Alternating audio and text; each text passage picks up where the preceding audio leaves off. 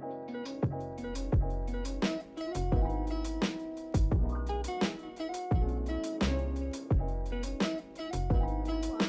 warahmatullahi wabarakatuh. Waalaikumsalam warahmatullahi wabarakatuh. Alhamdulillahirabbil alamin. Assalatu wassalamu ala asrofil anbiya'i wal mursalin wa ala alihi wa sahbihi ajma'in, amma ba'du. Pertama-tama, marilah kita panjatkan puji dan syukur kita yang mana telah diberikan oleh Allah Subhanahu wa taala rahmat dan hidayahnya kita dapat berkumpul di dalam kelas ini dengan keadaan sehat walafiat. Insyaallah, amin amin ya rabbal alamin. Salawat teriringan salam tak lupa juga selalu kita curahkan kepada junjungan kita, Nabi Agung kita, Nabi Muhammad Sallallahu Alaihi Wasallam. Insyaallah, bagus semua di sini. Ayo di sini, siapa yang masih ingat ketika ibu tanya, apa kabar semuanya? Jawabannya, alhamdulillah, luar biasa, Allahu Akbar. Mulai ya sama-sama. Apa kabar semuanya? Alhamdulillah, luar biasa, Allahu Akbar. Alhamdulillah. Sebelum memulai pelajaran kita pada pagi hari ini, sebaiknya kita berdoa. Karena setiap kita memulai apapun dengan berdoa, insya Allah akan diridhoi oleh Allah Subhanahu wa Ta'ala. Kita mulai ya, masih ingat kan? Dengan lagu Jari Jempol dan Berhitung. Insya Allah masih ingat ya, kita mulai. Jari jempol, jari telunjuk, jari tengah di tengah, jari manis pakai cincin, jari kelingking terkecil. Ku berhitung 1, 2, 3, 4, dan 5. Tadah tangan, tunduk muka, mari kita berdoa. Alhamdulillahirabbil alamin. Selanjutnya, Ibu akan mengabsen anak-anak terlebih dahulu. Mau lihat siapa yang hadir dan siapa yang tidak hadir.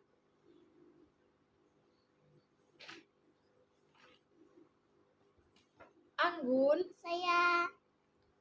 Rifa, Saya. Disa, Saya. Mimo, Saya. Agung, Saya. Raja, Saya. Indras, Saya. dan yang terakhir Helen. Saya. Ya, akhirnya semuanya hadir semua ya. Alhamdulillah pada hari ini semuanya hadir. Ada apa gerangan semua hari ini hadir? Walaupun cuaca sedikit panas, kita tetap menjaga kesehatan. Karena lebih penting menjaga kesehatan di masa pandemi ini. Tetap mematuhi protokol kesehatan, jangan ada yang keluar rumah ketika tidak penting. Karena sekarang di Sumatera Selatan itu menjadi paling utama banyaknya COVID-19. Baiklah, silakan mengeluarkan buku tema kita pada hari ini. Letakkan buku di atas meja. Sudah selesai semua? Sudah. Buka buku halaman 45 tentang suhu dan kalor. Ketemu semuanya? Tentang suhu dan kalor, bukan? Baiklah, pelajaran kita pada hari ini yaitu tentang suhu dan kalor yang akan Ibu jelaskan. Wabarakatuh. Selamat pagi anak-anak, apa kabar semuanya? Semoga kita tetap sehat selalu ya. Meskipun kita belajar di rumah, kita harus tetap semangat. Di pertemuan ini, Ibu akan menjelaskan materi tentang suhu dan kalor. Nah, di sini Ibu akan menjelaskan materi tentang suhu. Apa itu suhu? Suhu adalah suatu besaran yang menyatakan ukuran derajat panas atau dinginnya suatu benda. Suhu tinggi itu menunjukkan bahwa benda itu panas, dan suhu rendah menunjukkan bahwa benda itu dingin.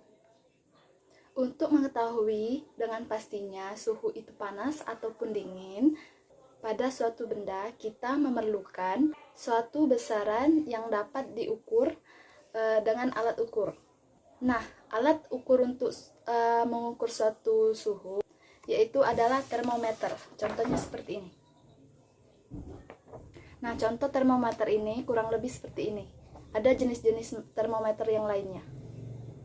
Nah, untuk satuan suhu terdapat ada Celsius, Kelvin, Reaumur, dan Fahrenheit.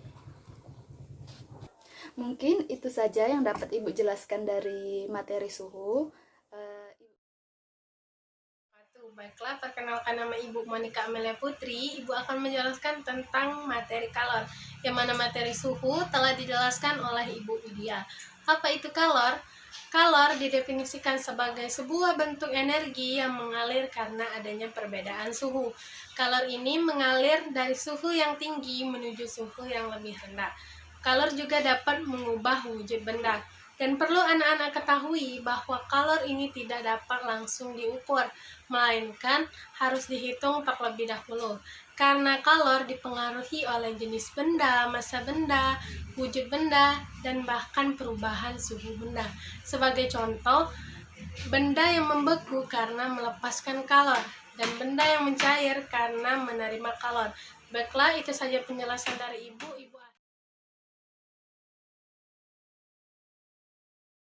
Baiklah anak-anak, di sini Ibu akan menjelaskan tentang perpindahan panas. Perpindahan panas dapat terjadi dari benda yang bersuhu tinggi ke benda yang bersuhu rendah. Perpindahan panas terbagi menjadi 3 macam atau 3 cara. Yang pertama, perpindahan panas secara konduksi, yang kedua perpindahan panas secara konveksi, dan yang ketiga perpindahan panas secara radiasi. Baiklah, Ibu akan menjelaskan ketiga cara perpindahan panas dengan melakukan praktikum. Sebelum kita melakukan praktikum, ada baiknya kita menyediakan dulu alat dan bahannya. Yang pertama, di sini kita menggunakan lilin. Kita menggunakan korek api sebagai pematik api untuk lilinnya. Kita menggunakan air mineral yang diwadahi wadah plastik, dan yang terakhir kita menggunakan sendok logam.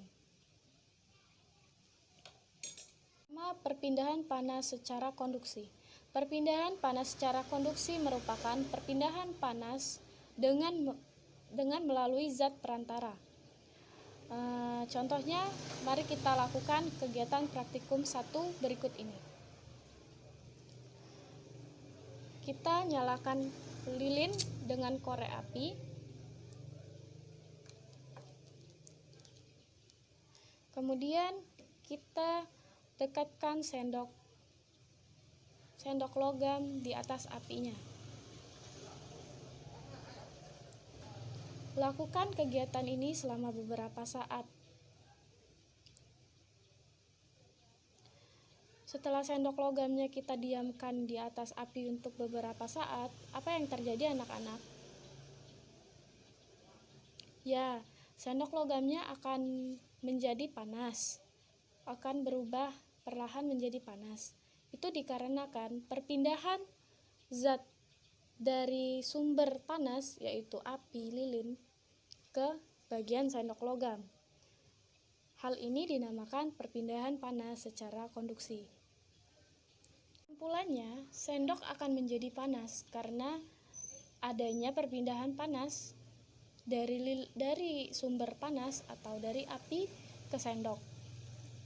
Di sini sendok merupakan salah satu benda penghantar panas yang baik. Yang kedua ini merupakan perpindahan panas secara konveksi. Perpindahan panas secara konveksi merupakan perpindahan panas yang disertai zat perantaranya. Mari kita lakukan praktikum kedua, yaitu praktikum tentang perpindahan panas secara konveksi. Langkah-langkahnya, yang pertama, kita isi gelas plastik dengan air. Lalu, kita nyalakan lilin menggunakan korek api.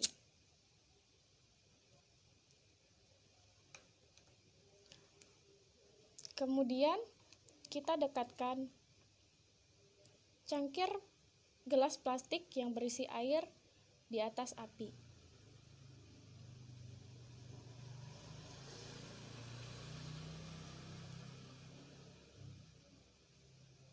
Lakukan kegiatan ini selama beberapa saat.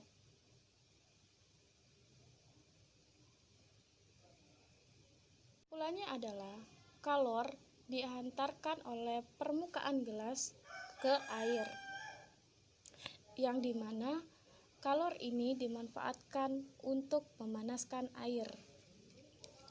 Karena kalor jenis air tinggi, maka waktu yang digunakan untuk memanaskan airnya lebih lama, sampai suhunya bisa melelehkan gelas plastik cukup lama. Akibatnya, gelas plastik lebih tahan lama dan tidak cepat meleleh. Yang ketiga merupakan perpindahan panas secara radiasi. Perpindahan panas secara radiasi merupakan perpindahan panas tanpa disertai zat perantaranya. Marilah kita melakukan praktek ketiga untuk kegiatan praktek radiasi. Langkah pertama yaitu kita nyalakan lilin menggunakan korek api. Seperti kegiatan praktek 1, 2, dan 2. Kemudian kita dekatkan tangan kita ke dekat api. Apa yang terjadi anak-anak? Ya, lama-kelamaan ketika kita mendekatkan tangan kita ke api, maka tangan kita juga akan terasa panas. Kesimpulannya, api lilin memancarkan panas ke sekelilingnya. Semakin kita mendekati api, maka semakin panas yang akan kita rasakan. Baiklah anak-anak, di sini Ibu akan membacakan kesimpulan materi pembelajaran hari ini tentang suhu dan kalor. Yang pertama, ada tentang suhu. Suhu merupakan suatu besaran ukuran panas dinginnya suatu benda. Yang kedua, ada kalor. Kalor merupakan suatu energi yang memiliki perpindahan karena adanya perbedaan suhu. Contoh alat pengukur kalor yaitu kalilometer. Nah, di sini ada 3 cara perpindahan kalor, yaitu yang pertama ada perpindahan secara radiasi, yang kedua ada perpindahan secara konveksi, dan yang ketiga ada perpindahan secara konduksi. Baiklah, semoga anak-anak memahami materi yang Ibu berikan dan Ibu sampaikan pada pembelajaran hari ini. Dan Ibu akhiri, wassalamualaikum warahmatullahi wabarakatuh.